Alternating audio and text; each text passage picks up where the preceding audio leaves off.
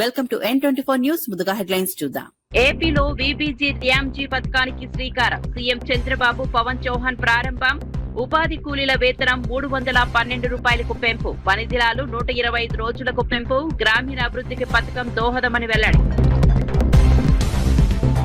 RS Praveen కు పొన్నం ప్రభాకర్ హెచ్చరిక. బాధ్యతగా మాట్లాడాలని సూచన. నిరాధార ఆరోపణలు చేయొద్దని హితవు. కాంగ్రెస్ హామీలు అమలు చేస్తోందని వ్యాఖ్య. ప్రజలే సమాధానం చెబుతారని వెల్లడి.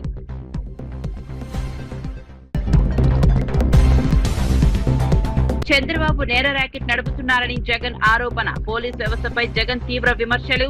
స్వతంత్ర విచారణ చేపట్టాలని డిమాండ్. సీసీటీవీ ఆధారాలు మాయమయ్యాయని ఆరోపణ. బాధ్యులపై చర్యలు తీసుకోవాలని డిమాండ్. అప్పుల లెక్కలు నిరూపిస్తానన్న మంత్రి జూపల్లి. టీఆర్ఎస్ నేతలకు బహిరంగ సవాల్. ఆధారాలతో చర్చకు సిద్ధమని వ్యాఖ్య. తప్పైతే రాజీనామా చేస్తానని ప్రకటన. ప్రజలను తప్పుదారి పట్టొచ్చిద్దని సూచన.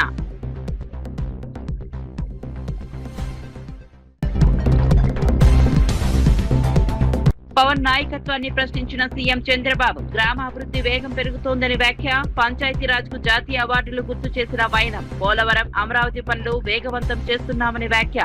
గ్రామీణ మౌలిక వసతులకు ప్రాధాన్యమిస్తున్నామని వెల్లడి. ఇక వార్త వివరాల్లోకి వెళ్తే, తిరుపతి జిల్లా ముక్కవారిపల్లెలో కేంద్ర ప్రభుత్వం ప్రవేశపెట్టిన వీబీజీ ర్యాంజీ పథకాన్ని ముఖ్యమంత్రి చంద్రబాబు నాయుడు, డిప్యూటీ సీఎం పవన్ కళ్యాణ్, కేంద్ర గ్రామీణాభివృద్ధి శాఖ మంత్రి శివరాజ్ సింగ్ చౌహాన్ సంయుక్తంగా ప్రారంభించారు. అనంతపురం సభా ప్రాంగణంలో మొక్కలు నాటి పర్యావరణ పరిరక్షణకు పిలుపునిచ్చారు.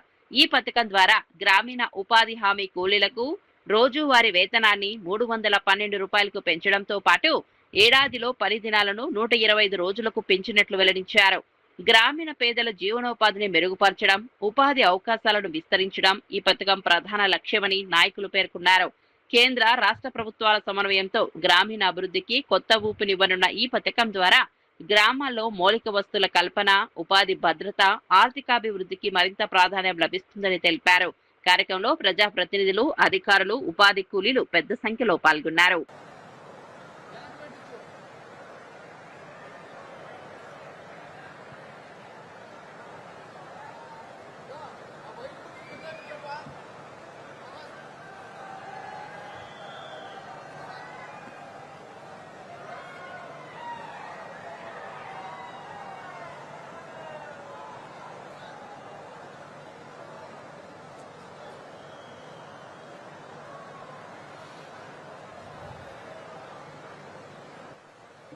तदेव लग्नं सुदिनं तदेव ताराबलं चन्द्रबलं तदेव विद्याबलं देवबलं तदेव लक्ष्मीपदे अदेन्द्रयतं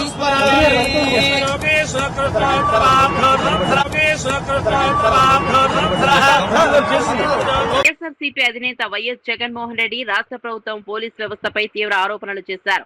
విజయవాడలో సెల్ఫీ వీడియో తీసుకుని ఆత్మహత్య చేసుకున్న క్రాంతి కుమార్ కుటుంబాన్ని పరామర్శించిన ఆయన ఎలాంటి కేసులో లేకపోయినా క్రాంతి కుమార్ ను పోలీస్ స్టేషన్ కు పిలిపించి వేధించారని ఆరోపించారు. టాస్క్ ఫోర్స్ పోలీసు అధికారులు వ్యవహరించిన తీరుపై అనుమానాలు వ్యక్తం చేసిన జగన్, స్టేషన్ లోని సీసీటీవీ వీడియో ఫుటేజ్ ను మాయం చేసి వాస్తవాలను దాచిపెట్టే ప్రయత్నం జరిగిందన్నారు. సిఐ, సిపి, డీజీపీ ఒకరినొకరు కాపాడుకుంటూ వ్యవస్థలను నిర్వీర్యం చేస్తున్నారని విమర్శించారు. రాష్ట్రంలో చట్ట వ్యవస్థ పూర్తిగా దెబ్బతిందని, అధికార దుర్వినియోగం పెరిగిపోయిందని ఆరోపించారు. బాధిత కుటుంబానికి న్యాయం జరగాలంటే ఘటనపై స్వతంత్ర విచారణ జరిపి బాధ్యులపై కఠిన చర్యలు తీసుకోవాలని జగన్ డిమాండ్ చేశారు. అన్ని రకాలుగా కూడా ఈ కేసుకు సంబంధించి లీగల్ ఎయిడ్ దగ్గర నుంచి మొదలు పెడితే అన్ని రకాలుగా కూడా తోడుగా ఈ కుటుంబానికి ఉంటాం. ఖచ్చితంగా న్యాయం జరిగే దిశగా కోట్ల మీద ఖచ్చితంగా ఒత్తిడి కూడా తీసుకొచ్చే కార్యక్రమం. జై జగన్, జై జగన్, జై జగన్. తెలంగాణ రాజకీయాల్లో మాటల యుద్ధం మరింత ముదిరేదే. బీఆర్ఎస్ నేత ఆర్ఎస్ ప్రవీణ్ కుమార్ చేసిన వ్యాఖ్యలకు రవాణా శాఖ మంత్రి పొన్నం ప్రభాకర్ ఘాటుగా స్పందించారు. ప్రజలను తప్పుదారి పట్టించేలా ఆరోపణలు చేయకుండా నాలుగు దగ్గర పెట్టుకుని మాట్లాడాలని బహిరంగంగా హెచ్చరించారు. రాజకీయ విమర్శలు హద్దులు దాటకూడదని, బాధ్యతాయుతంగా వ్యవహరించాలని సూచించారు. ఆధారాలు లేకుండా ప్రభుత్వంపై ఆరోపణలు చేయడం సరైంది కాదన్నారు.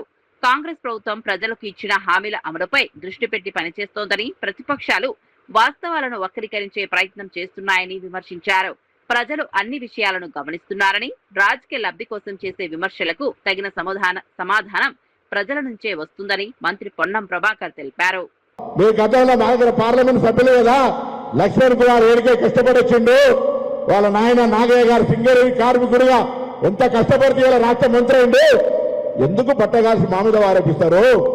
మేము రాజకీయంగా ఎదగడం మీకు ఇష్టం లేదా? మా జిల్లా సంస్కృతిలో భాగంగా ఏమి ఇబ్బంది పెడతా ఉన్నాం? ఎక్కడైనా మేము మళ్ళీ చెప్తా ఉన్నాం, మేము అవినీతి చేసినట్టు నిరూపిస్తే నీ దగ్గర ఏ ఆధారం ఉన్నా, నిన్న లక్ష్మణ్ కుమార్ చెప్పినట్టుగా మేము గతంలో కూడా కరీంనగర్లో కానీ ఇతర సందర్భాల్లో చెప్పినాం, మేము ముగ్గురం ఇక్కడనే ముక్కు నేలకు రాసి మా యొక్క రాజీనామాలు ఇస్తాం. లేకపోతే మీరేం చేస్తారో చెప్పండి. ఛాలెంజ్ చేస్తా ఉన్నాం. ఊరికే ఎవ్వరు పడతాడు, వేలు పడతాడు, ఫోన్ తీసుకొని మాట్లాడితే రోజు జవాబు చెప్పాం. ఇది లాస్ట్ ప్రెస్ కాన్ఫరెన్స్. వస్తే శాసనసభకు రండి, లేదా ప్రెస్ క్లబ్ కు రండి. మంత్రులుగా, శాసనసభ్యులుగా, మాజీ మంత్రులుగా ఇప్పుడు శాసనసభ్యులు రండి, టైం చెప్పండి, బరాబర్ మేము వస్తాం. దీనికి ఫర్దర్ డిస్కషన్ లేదు. మీ దగ్గర ఏం ఆధారం ఉంటే అది పత్రికలకు ఇవ్వండి. ఎందుకంటే మీరు తాడు బొంగరం లేదు. మేము రాజ్యాంగం మీద ప్రమాణం చేసినాం. అంతకంటే ఎక్కువ చర్చ, ఎక్కువ వీళ్ళ గురించి పూర్తిగా దగులుబాజీ లెక్కలు ఉన్నటువంటి వాళ్ళ కోసం ఇంతకంటే ఎక్కువ మాట్లాడితే మంచిది కాదు. కాబట్టి మరొకసారి తెలియజేస్తా ఉన్నాం, మేము ప్రజాపాలన ప్రభుత్వంలో పేదలకు న్యాయం జరగాలని కాస్మెటిక్ ఛార్జ్ పెంచినాం, మెస్ ఛార్జీలు వాళ్ళకు ఉండేటువంటి డైట్ ఛార్జీలు పెంచినాం. పారదర్శకంగా మా యొక్క ఆలోచన మేరకు ఉప ముఖ్యమంత్రి గారు గ్రీన్ ఛానల్ ద్వారా పేమెంట్ చేస్తారు. మీరు పెట్టిన బకాయిలతో సహా మహాత్మా జ్యోతిబా ఫూలే 327 హాస్టల్ 301 ప్రైవేట్ బంగ్లాలు ఉన్నాయి. మీరు ఇచ్చినటువంటి పటాతో పంకు ఎవరు టీఆర్ఎస్ నాయకులు బంగ్లా ఉంటాడో స్కూల్ శాంక్షన్ చేసి అరకోర వసతులతో పోల్ట్రీ ఫారాలలో పెట్టినారు. ఇవాళ మేము ఇంటిగ్రేటెడ్ పక్కా బంగ్లాలు కడతా ఉన్నాం. వాళ్ళ సంక్షేమం మేము ఆడికే వచ్చాం. మేము ఎస్సీ ఎస్టీ బీసీలుగా ఎదిగినాం. వాళ్ళ సంక్షేమం మా బాధ్యత. వాళ్ళు ఇచ్చే దాంట్లో నోటికాడ రక్తం కూడుకునేంత నీచ స్థాయికి దిగదారులే. నువ్వేమైనా గతంలో ఆ యొక్క సోషల్ వెల్ఫేర్ ఆఫీసర్ ఉండి నువ్వేమైనా తిన్నావు కావచ్చు, ఆ అలవాటు కొద్ది ఏమైనా ఆలోచన చేస్తుండొచ్చు. మళ్ళొక్కసారి చెప్తానా, ఒళ్ళు నాలుక అన్ని దగ్గర పెట్టుకొని మాట్లాడేది ఇక్కడ తెలంగాణ ఉద్యమకారులుగా, బలహీన వర్గాల బిడ్డలుగా, భూమి మీదకే మొదటి తరం రాజకీయ నాయకులు ఎదిగిన వాళ్ళం. ఏది పడితే ఎవరు పడితే అది మాట్లాడితే జాగ్రత్త అనే మాట కూడా సందర్భంగా మనం చేస్తూ మేము మళ్ళీ చెప్తా ఉన్నాం, మేము పెరిగి పందలం కాదు, చర్చ నుంచి పారిపోతలేం. చర్చ ఎవరితో జరగాలో వాళ్ళతో జరగడానికి మేము సిద్ధం. అంతేగాని మీరు ఎవరు పడతారు చర్చకి వస్తే మేము రాజ్యాంగం మీద ప్రమాణం చేసి ఏడవడతాను డిస్క్లోజ్ చేయం. రెడీ ఉన్నాం. శాసనసభ దేవాలయం రండి, చంద్రశేఖరరావు గారు రమ్మనండి. వర్కింగ్ ప్రెసిడెంట్ కేటీఆర్ తెలంగాణ ప్రభుత్వంపై తీవ్ర విమర్శలు చేశారు. చర్చలకు పిలిచి మళ్లీ పోలీసులు పంపించి అరెస్టులు చేయించడం ప్రభుత్వ ద్వంద్వ వైఖరికి నిదర్శనమని ఆరోపించారు. తెలంగాణ భవన్ కు వస్తామని చెప్పి తర్వాత గన్ పార్క్ వద్దకు రమ్మని లొకేషన్ మార్చిందెవరో ప్రజలకు తెలుసన్నారు. తమను బయటకు వస్తే పోలీసులు అడ్డుకుంటున్నారని, ఆదేశాలు ముఖ్యమంత్రి ఇస్తున్నారా లేక మంత్రులా అని ప్రశ్నించారు. చర్చల నుంచి పారిపోతున్నది ప్రభుత్వమేనని ఆరోపించిన కేటీఆర్ ఇప్పటికైనా గన్ పార్క్ వద్దకు రావాలని సవాల్ విసిరారు. నిద్రపోయే వ్యక్తిని లేపవచ్చు, కానీ నిద్రపోతున్నట్లు నటించే వ్యక్తిని లేపలేమంటూ ప్రభుత్వ తీరును ఎద్దేవా చేశారు. ప్రజాస్వామ్యంలో ప్రతిపక్షాలకు స్వేచ్ఛ ఇవ్వకుండా వ్యవహరించడం సరికాదని, ప్రజలే దీనికి తగిన తీర్పు ఇస్తారని కేటీఆర్ పేర్కొన్నారు. లొకేషన్ మీరే చెప్తారు, పారిపోయేది మీరే. చేతగాని వెధవలు ఎవరో ఈ రాష్ట్రంలో ఇవాళ ప్రజలందరూ చూస్తా ఉన్నారు. ఇప్పటికి కూడా నేను జూపల్లికి చెప్తా ఉన్నా, అక్కడే ఉండు గన్ పార్క్, మేము వస్తాం. మళ్ళీ నీ పోలీసులు పంపి అరెస్ట్ చేయించి మేము వాళ్ళు అరెస్ట్ చేస్తే మాకేం సంబంధం? ప్రభుత్వాన్ని నడుపుతున్నారా, సర్కస్ నడుపుతున్నారా? అరెస్ట్ ఎవరు చేస్తారా, ఎందుకు చేస్తారా నాకు అర్థం కాదు. సర్కారు నడుపుతున్నారా, సర్కస్ నడుపుతున్నారా? మీరు మంత్రులు, మీ చేతుల్లో ఉండేది హోంమంత్రి, పోలీస్ యంత్రాంగం అంతా మీ చేతుల్లో ఉంటుంది. మా నాయకులు హరీష్ రావు గారు, ఎందుకంటే ఆయన గతంలో ఆర్థిక శాఖ మంత్రిగా పనిచేశారు, అప్పుల విషయంలో మరి గతంలోనే శాసనసభలో స్పష్టంగా వివరంగా చెప్పారు హరీష్ రావు గారు. మరి అప్పులని జూపల్లి గారు తాతాలాడుతున్నాడు కదా, అందుకే హరీష్ రావు గారు అయితే కరెక్ట్గా ఉంటుందని చెప్పి పార్టీ హరీష్ రావు గారిని మీరు రమ్మన్నారు, అందుకే మేము పంపించాము. మరి గేటు దాటక ముందే ఆయన అరెస్ట్ చేసి సిగ్గు లేకుండా మళ్ళీ ఇవాళ అక్కడుంటా ఇక్కడుంటా, ఇప్పుడు నేను గన్ పార్క్ పోతే మళ్ళీ చార్మినార్ కాడికి రా అంటాడు, చార్మినార్ పోతే కొల్లాపూర్ రా అంటాడు. ఏం చేయాలి నేను? ఆయన పారిపోయేటోని, ఇప్పుడు నిద్రపోయేటోని లేపొచ్చు, నిద్ర నటించడం ఎట్లా లేపాలి నేను? చేతగాని వాళ్ళకు మాటలు ఎక్కువ, చెల్లని నాణానికి గీతలు ఎక్కువ అని చేతగాని మంత్రులు, చేతగాని ముఖ్యమంత్రి డైలాగులు కొట్టడం పారిపోవడం కాదు. చేతనైతే అసెంబ్లీ పెట్టు, ఆడేయడెందుకు? అసెంబ్లీలో తెలుసుకుందాంపా. నువ్వు గన్ పార్క్ కాడనే ఉంటా అంటే నాకు పోలీస్ ఎస్కార్ట్ పెట్టి నేను కూడా వస్తాను. చాతగాని మాటలు చాతగాని సన్నాసి. పర్యాటక శాఖ మంత్రి జూపల్లి కృష్ణారావు బీఆర్ఎస్ నేతలు హరీష్ రావు కేటీఆర్ కు బహిరంగ సవాల్ విసిరారు. రాష్ట్ర అప్పులపై చేస్తున్న ఆరోపణలకు ఆధారాలు ఉంటే గన్ పార్క్ వద్దకు వచ్చి చర్చిద్దామని పిలుపునిచ్చారు. రాష్ట్ర ఆర్థిక పరిస్థితి, అప్పుల లెక్కలను పూర్తిస్థాయి ఆధారాలతో నిరూపిస్తానని తెలిపారు. తాను చెప్పింది తప్పని నిరూపిస్తే మంత్రి పదవికి రాజీనామా చేసేందుకు కూడా సిద్ధమని ప్రకటించారు. ప్రజలను తప్పుదారి పట్టించేలా తప్పుడు ప్రచారం చేయకుండా వాస్తవాలతో మాట్లాడాలని హితవు పలికారు. కాంగ్రెస్ ప్రభుత్వం ఆర్థిక వ్యవస్థను గాడిలో పెట్టేందుకు కృషి చేస్తోందని, గత ప్రభుత్వ హయాంలో జరిగిన ఆర్థిక అవకతవకల వల్లే ప్రస్తుతం ఇబ్బందులు ఎదురవుతున్నాయని ఆరోపించారు. ప్రజల ముందే చర్చకు రావాలని బీఆర్ఎస్ నాయకులకు మరోసారి సవాల్ విసిరారు.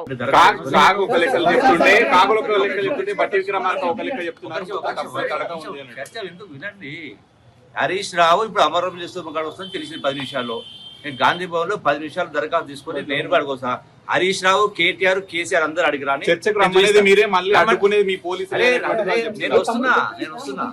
నేను వస్తున్నా కేసీఆర్ అని, కేటీఆర్ అని, హరీష్ రావు ముగ్గురు అని వాళ్ళ బామోదేరో ఎందుకు ఆల్రెడీ హరీష్ రావు బయలుదేరినట అమరవీర సభకు అడిగి. ఆ కేటీఆర్ బామోదేరో కూడా అడిగి రమ్మని చెప్పండి. నేను అక్కడికి అరగంట. తిరుపతి జిల్లా ముక్కావారిపల్లెలో నిర్వహించిన వీబీజీ రామ్జీ పథకం ప్రారంభోత్సవంలో డిప్యూటీ సీఎం పవన్ కళ్యాణ్ పాల్గొన్నారు. ఈ సందర్భంగా మాట్లాడుతూ పేదరిక నిర్మూలన, గ్రామీణాభివృద్ధి ప్రభుత్వ ప్రధాన లక్ష్యమని స్పష్టం చేశారు. గత 2 ఏళ్లలో గ్రామాల్లో చేపట్టిన అభివృద్ధి కార్యక్రమాలను వివరించిన ఆయన గ్రామీణ ప్రజల జీవన ప్రమాణాలు మెరుగుపడేలా ప్రభుత్వం నిరంతరం పనిచేస్తోందన్నారు. ఉపాధి అవకాశాల పెంపు, మౌలిక సదుపాయాల కల్పన, పేద కుటుంబాలకు ఆర్థిక భద్రత కల్పించే దిశగా పథకాలు అమలు చేస్తున్నామని తెలిపారు. వికసిత్ భారత్ లక్ష్య సాధనలో ఈ పథకం కీలక పాత్ర పోషిస్తోందని పేర్కొన్నారు. కేంద్ర రాష్ట్ర ప్రభుత్వాల సమన్వయంతో గ్రామాల అభివృద్ధికి మరింత వేగం తీసుకొస్తామని, ప్రతి కుటుంబానికి సంక్షేమ ఫలాలు చేరేలా చర్యలు కొనసాగుతాయని పవన్ కళ్యాణ్ స్పష్టం చేశారు. కీలకడుగ్గా వికసిత్ భారత్ జీరామ్జీ జాతీయ ప్రారంభోత్సవం మన రైల్వే కోడూరు నియోజకవర్గంలోని ముక్కావారిపల్లి నుంచి ప్రారంభం కావడం మన రాష్ట్రానికి దక్కిన గౌరవం. ఇందాక గౌరవ ముఖ్యమంత్రి గారు మాట్లాడుతూ ఉన్నారు, ఎలక్షన్ తర్వాత ఇదేనా అంటే లేసా నేను వచ్చాను, 2-3 సార్లు వచ్చాను. ఇందాక రూపనందిని రెడ్డి గారు చెప్పింది ఖచ్చితంగా పరిగణలో ఉంది. అది యువతకి భవిష్యత్తుకి ఉద్యోగాలు అనేది. నేను ప్రత్యేకించి ఒక సమయం తీసుకొని నేను మీ యువతతోనే మాట్లాడుతున్నాను, ఇక్కడికి వచ్చే మాట్లాడతాను. ఇదే ప్రాంతంలో మైసూరావారిపల్లి నుంచి రాష్ట్ర వ్యాప్తంగా ఒకేసారి 13,326 గ్రామ సభలను నిర్వహించి ప్రజల భాగస్వామ్యంతో ప్రపంచ రికార్డు సృష్టించాం. అదే స్ఫూర్తితో ఈ జాతీయ కార్యక్రమానికి రైల్వే కోడూరుని వేదికగా ఎంచుకున్నాం.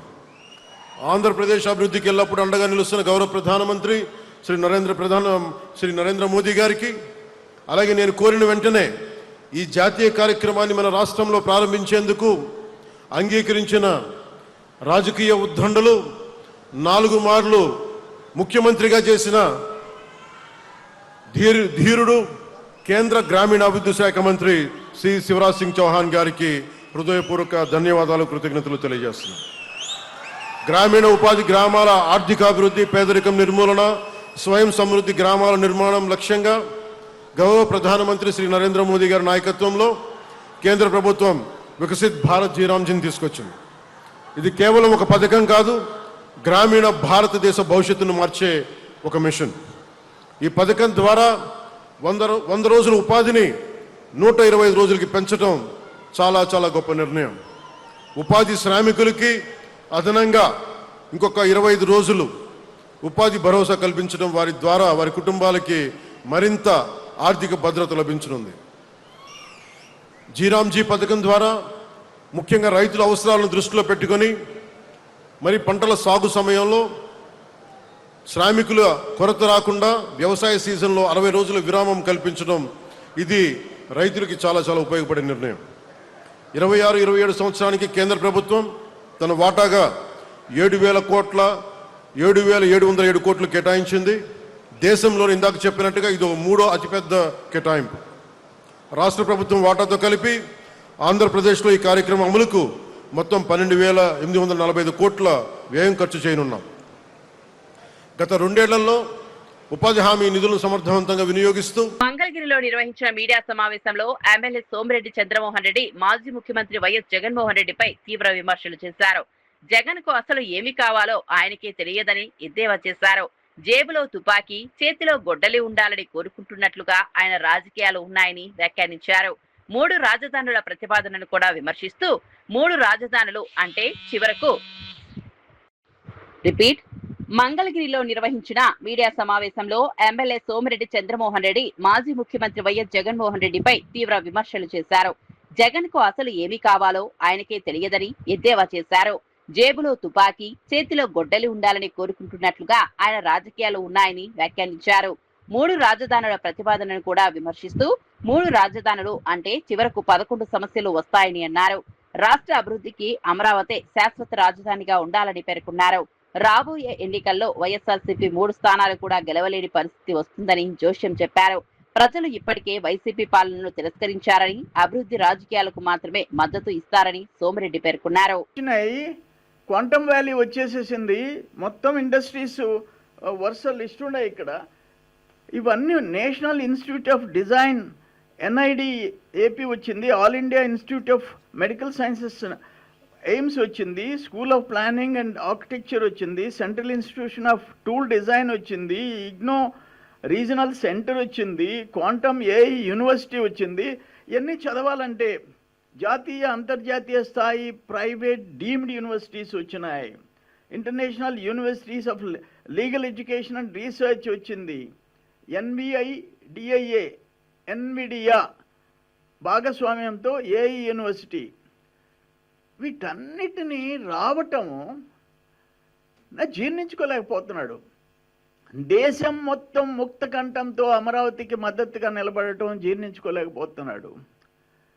అదేమంటే మావిగన్, నీ పేరులో జా ప్లస్ గన్ ఉంది నీ పేరులో, అక్కడ మావి ప్లస్ గన్, రాజధానిలో కూడా గన్ కావాలని చెప్తున్నాను. అంటే నీకు జోబిల్లో గన్ కావాలా, చేతిలో గొడ్డలి కావాలా? ఏంటి కర్మ ఏంటి అంట. రాజకీయ పార్టీలు, అధికార పార్టీ, ప్రతిపక్ష పార్టీలు ఉంటాయి, విమర్శలు ప్రతి విమర్శలు ఉంటాయి, కానీ రాష్ట్రం నాశనం అయిపోవాలా. నేను ఒక్క ఎగ్జాంపుల్ చెప్తా. 50,000 ఎకరాలు రాష్ట్ర కేంద్ర ప్రభుత్వాలు మోర్ దాన్ 50,000 crores ఖర్చు పెడుతున్నాయి, 1,000 కోట్లు ప్రైవేట్ ఇన్స్టిట్యూషన్స్ పెడుతున్నాయి. ఒక్క సింపుల్ చెప్తాను, ఒక 10 కోట్లు అనుకోండి పెట్టుబడులు, భూమి వాల్యూ, ఇన్స్టిట్యూషన్స్, బ్యాంకులు, construction, secretariat, assembly, high court, quarters, జడ్జీల క్వార్టర్స్ అన్నీ కలిపి పోమనండి ఎకరాకి 10 కోట్లు అనుకోండి. ఎన్ని లక్షల కోట్లు? 5 లక్షల కోట్లు. జస్ట్ నేను చెప్పేది జస్ట్ అంటే అది 10 లక్షల కోట్ల, 20 లక్షల కోట్ల, ఒకవేళ ఆ నాలెడ్జ్ ఉండేవాళ్ళు చెప్తారు. లక్షల కోట్లు ప్రజల ఆస్తినికి నేను వ్యతిరేకం అని చెప్పేదని నీకు సిగ్గులేదా అంట. నేను నీకు ఎట్టొచ్చింది ఆ మనసు అంట. ఏంటి నీ ఆలోచన అంట. నువ్వు పిల్ల చేష్టాలు చేస్తుంటే అమరావతి ఆ ప్రాంత ప్రజలని నాశనం చేయాలా, రాష్ట్ర ప్రజల ఆస్తి, లక్షల కోట్ల ఆస్తిని ధ్వంసం చేయాలని చెప్పేసి నువ్వంటే. తెలుగు రాష్ట్రాల్లో మోస్ట్ వాంటెడ్ అంతర్రాష్ట్ర గజ దొంగ పుష్పి శ్రీకాంత్ ను నల్గొండ పోలీసులు అరెస్ట్ చేశారు. అరెస్టు సమయంలో నిందితుడు ప్రతిఘటించి హెడ్ కానిస్టేబుల్ విష్ణువర్ధన్ గిరిపై దాడి చేయడంతో ఆయనకు గాయాలయ్యాయి. పరిస్థితి అదుపు తప్పడంతో పోలీసులు ఆత్మరక్షణ కోసం కాల్పులు జరపగా నిందితుడి కాలికి బుల్లెట్ గాయమైంది. అనంతరం అతన్ని అదుపులోకి తీసుకుని ఆసుపత్రికి తరలించారు. జిల్లా ఎస్పీ శరత్ చంద్ర పవార్ వివరాలు వెల్లడిస్తూ నిందితుడిపై ఆంధ్రప్రదేశ్, తెలంగాణ రాష్ట్రాల్లో కలిపి మొత్తం 42 కేసులు నమోదై ఉన్నాయని తెలిపారు. గతంలో కానిస్టేబుల్ హత్య కేసులో కూడా శ్రీకాంత్ నిందితుడిగా ఉన్నాడన్నారు. ఈ అరెస్టుతో పలు దోపిడీ కేసులు వెలుగులోకి వచ్చే అవకాశం ఉందని, విచారణ కొనసాగుతోందని పోలీసులు వెల్లడించారు. చూస్తే ఆంధ్రప్రదేశ్ లో కూడా ఒక 7 దొంగతనాల్లో ఇవన్నీ కూడా మనకి ఫింగర్ ప్రింట్ వచ్చిన కేసులు, ఇవన్నీ మొత్తం కలిపి ఒక 42 కేసులు ఇతను ఇవాళ కన్ఫ్యూజ్ చేయడం జరిగింది. ఈ బుష్మి శ్రీకాంత్ అనే పర్సన్ ని మనము గత కొన్ని రోజుల నుంచి కూడా ట్రాక్ చేసుకుంటూ గుంటూరులో ఒక దొంగతనం అయింది అని చెప్పేసి మనకి 5 రోజుల క్రితం సమాచారం వస్తే దాని బేసిస్ మీద మనం ట్రాక్ చేసుకుంటూ ఇవాళ ఎర్లీ మార్నింగ్ అంటే నిన్న రాత్రి సుమారు 11:45 మన outer ring road exit number 12 Bengaluru gate దగ్గర ఈ వెహికల్ ని మనం ఇంటర్సెప్ట్ చేయడం జరిగింది. ఇంటర్సెప్ట్ చేసే సమయంలో మన సిసిఎస్ ఇన్స్పెక్టర్ గారి ఆధ్వర్యంలో ఒక టీము ప్లస్ ఇంకొక టీము ఎస్ఐ నిడమూరు ఆధ్వర్యంలో ఇంకో టీము ఈ రెండు ఇంటర్సెప్ట్ చేసే సమయంలో విజయ్ కుమార్ ఎస్ఐ నిడమూరు ఎస్ఐ వాళ్ళ టీం కి ఆంధ్రప్రదేశ్ డిప్యూటీ సీఎం పవన్ కళ్యాణ్ నాయకత్వంలో గ్రామీణ అభివృద్ధి కార్యక్రమాలు వేగంగా జరుగుతున్నాయని ముఖ్యమంత్రి చంద్రబాబు నాయుడు ప్రశంసించారు. ఒకేసారి గ్రామ సభలు నిర్వహించి గిన్నీస్ వరల్డ్ రికార్డు సృష్టించిన ఘనత పవన్ కళ్యాణ్ కి దక్కిందన్నారు. పంచాయతీరాజ్ శాఖకు 5 జాతీయ అవార్డులు తీసుకొచ్చి దేశంలోనే 2వ స్థానంలో నిలిపారని కొనియాడారు. గ్రామాల అభివృద్ధి, పారదర్శక పాలన, ప్రజల భాగస్వామ్యంతో ప్రభుత్వం ముందుకు సాగుతోందన్నారు. కేంద్ర ప్రభుత్వ సహకారంతో అమరావతి రాజధాని నిర్మాణం, పోలవరం ప్రాజెక్టు పనులను వేగవంతంగా పూర్తి చేస్తామని స్పష్టం చేశారు. రాష్ట్ర అభివృద్ధే ప్రభుత్వ లక్ష్యమని, గ్రామీణ మౌలిక వస్తువుల బలోపేతానికి మరిన్ని కార్యక్రమాలు చేపడతామని తెలిపారు. ప్రజల విశ్వాసాన్ని నిలబెట్టేలా ప్రభుత్వం పనిచేస్తోందని సీఎం చంద్రబాబు పేర్కొన్నారు. ఇంకో పక్కన 87 రకాల పనులు 4,500 కోట్లతో ఒక టైం బౌండ్ ప్రోగ్రాం పెట్టుకొని పూర్తి చేశారు.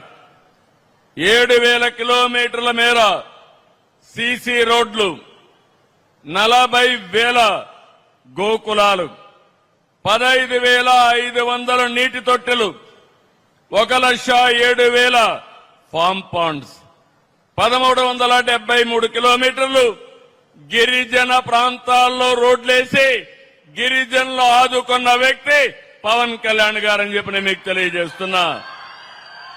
1,66,000 ఎకరాల్లో పండ్ల తోటల అభివృద్ధికి దోహదం చేశారు. 55.44 కోట్ల పని దినాలు కల్పించారు. ఇప్పటి వరకు 16,695 కోట్లు ఖర్చు పెట్టారు. ఈ సంవత్సరం మరో 10,000 కోట్ల రూపాయలు ఖర్చు పెట్టి చరిత్ర సృష్టించబోతున్నారు. ఇందులో మీరు చూస్తే 10,000 కిలోమీటర్లు గ్రావెల్ రోడ్లు, 1,500 కిలోమీటర్లు సిమెంట్ బీటీ రోడ్లు, 500 కిలోమీటర్లు మ్యాజిక్ డ్రైన్లు, లక్షల ఎకరాల్లో పండ్ల తోటల అభివృద్ధి, ఇవన్నిటికీ ముందుకు పోతున్నారు. ఈసారి మళ్లీ రైతులకు ఉపయోగపడే విధంగా డొంక రోడ్లకు కూడా ప్రాధాన్యత పెడతాం. మీ పొలాలకు రోడ్లేసే బాధ్యత ఈ ప్రభుత్వం తీసుకుంటుందని మీ అందరికీ హామీ ఇస్తున్నా. ఈ రోజు మీరు చూసినప్పుడు స్వచ్ఛ పంచాయతీ అనేక రిఫార్మ్స్ తీసుకొచ్చారు. 2025లో పంచాయతీరాజ్ శాఖకి 5 జాతీయ అవార్డులు తెంపించి దేశంలోనే నెంబర్ 2వ స్థానాన్ని తెచ్చినటువంటి పవన్ కళ్యాణ్ గారిని అభినందిస్తున్నానని చెప్పి కూడా నేను మీకు తెలియజేస్తున్నా. ఈ సందర్భంగా కేంద్రాన్ని కూడా మనం అభినందించాలి. 2 ఏళ్లకు మునుపు వెంటిలేటర్ పైన ఉన్నాం, చాలా ఇబ్బందుల్లో ఉన్నాం. నేను, పవన్ కళ్యాణ్ గారు, నరేంద్ర మోడీ గారి యొక్క నాయకత్వంలో రోజు చెప్పాం, రాష్ట్ర పునర్నిర్మాణం చేస్తామన్నాం, పూర్వ వైభవం తెస్తామన్నాం, మీకు మెరుగైన అభివృద్ధి చేసి చూపిస్తామని 2 ఏళ్లలో మాట నిలబెట్టుకున్న ప్రభుత్వం ఎన్డీఏ ప్రభుత్వం. అవునా కాదని ఒకసారి ఆలోచించుకోవాలి. ఇంకొక పక్కన మీరు చూస్తే 93 కేంద్ర స్కీములు నిర్వీర్యం చేశారు. అవన్నీ ఈరోజు మళ్లీ ఘాట్లో పెట్టాం. జల్ జీవన్ మిషన్, ఇంటింటికి కొళాయి ద్వారా నీళ్లు ఇవ్వడం, దీన్ని కూడా నిర్వీర్యం చేస్తే. ఆంధ్రప్రదేశ్ ఐటీ విద్యాశాఖ మంత్రి నారా లోకేష్ తిరుమల శ్రీ వెంకటేశ్వర స్వామిని దర్శించుకున్నారు. ఆలయానికి చేరుకున్న ఆయనకు టీటీడీ అధికారులు, అర్చకులు సంప్రదాయబద్ధంగా స్వాగతం పలికారు. అనంతరం శ్రీవారికి ప్రత్యేక పూజలు నిర్వహించి మొక్కులు చెల్లించుకున్నారు. దర్శనం అనంతరం రంగనాయకుల మండపంలో వేద పండితులు ఆశీర్వచనం అందించగా టీటీడీ అధికారులు స్వామివారి తీర్థ ప్రసాదాలు, శేషవస్త్రాలను అందజేశారు. రాష్ట్ర ప్రజలు సుఖ సంతోషాలతో ఉండాలని, రాష్ట్రం మరింత అభివృద్ధి చెందాలని శ్రీవారిని ప్రార్థించినట్లు తెలిపారు. దర్శనం సందర్భంగా భక్తులు మంత్రి లోకేష్ కు అభివాదం చేశారు. ఆలయ పరిసరాల్లో భద్రతా ఏర్పాట్లు కట్టుదిట్టంగా నిర్వహించారు. కార్యక్రమంలో పలువురు ప్రజా ప్రతినిధులు, టీటీడీ అధికారులు, పార్టీ నాయకులు పాల్గొన్నారు.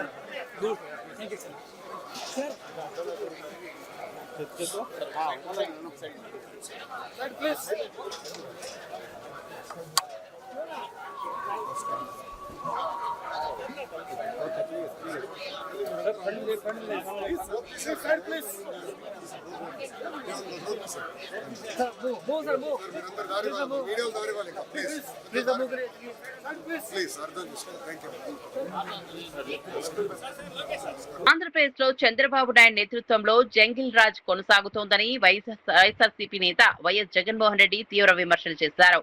విజయవాడలో పోలీసుల వేధింపుల కారణంగా ఒకరు ఆత్మహత్య చేసుకోవడం, మరొకరు లాకప్ డెత్ కు గురి కావడం బాధాకరమన్నారు. రాష్ట్రంలో పోలీసులు అధికార పార్టీ ఒత్తిళ్లకు లోనై వ్యవహరిస్తున్నారని ఆరోపించారు. చట్ట వ్యవస్థ పూర్తిగా క్షీణించిందని, ప్రజలకు రక్షణ లేకుండా పోయిందని విమర్శించారు. పోలీసుల అరాచకాలు రోజురోజుకు పెరిగిపోతున్నాయని, బాధితులకు న్యాయం జరగడం లేదన్నారు. ప్రజాస్వామ్య విలువలను కాపాడాల్సిన ప్రభుత్వం వాటిని తొంగలో తొక్కుతోందని మండిపడ్డారు. ఈ ఘటనలపై సమగ్ర విచారణ జరిపి బాధ్యులపై కఠిన చర్యలు తీసుకోవాలని జగన్ డిమాండ్ చేశారు. Right in the heart of the city, which is Vijayawada is supposed to be the headquarters, and right here in these right here in the headquarters, you have one lockup death and another incident of a suicide committed, unable to bear the atrocities committed by the police station. Both of these clearly reflect the degraded law and order situation in the state. You being the reporters should ask these fundamental questions. Why is it and how is it that the video footage, which is supposed to be present in every police station, is missing? You should be asking these questions as to why is it that the arrested CI is saying that his life is under threat.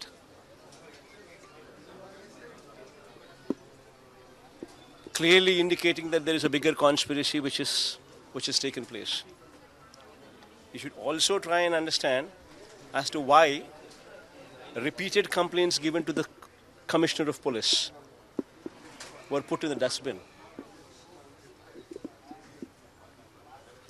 And why is it that these kind of incidents have surfaced after 46 days